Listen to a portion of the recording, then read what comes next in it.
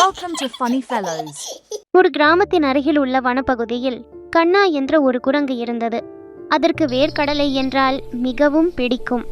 ஒரு நாள் வேர்க்கடலை நிரம்பிய ஒரு ஜாடியை பார்த்தது. கண்ணாவுக்கு ஒரே மகிழ்ச்சி. உடனே அவன் தன் கையை ஜாடிக்குள் விட்டு ஒரு கை நிறைய கடலைகள் பிடித்து கொண்டான். ஆனால் அவன் அந்த கடலைகள் நிறைந்த கையை வெளியே எடுக்க முயன்ற போது ஜாடியின் சிறிய வாயில் இருந்து கையை எடுக்க முடியவில்லை. பேராசையால் அவனது கை உள்ளே சிக்கிக் கொண்டது. கண்ணா பயந்து அழ ஆரம்பித்தான். பயத்தில் அவனுக்கு வேர்த்து கொட்டியது.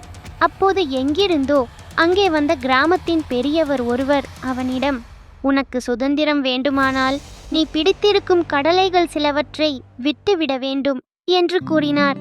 கண்ணா வேறு வழியின்றி தான் பிடித்திருந்த கடலைகளில் பாதி கடலைகளை விட்டுவிட்டான்.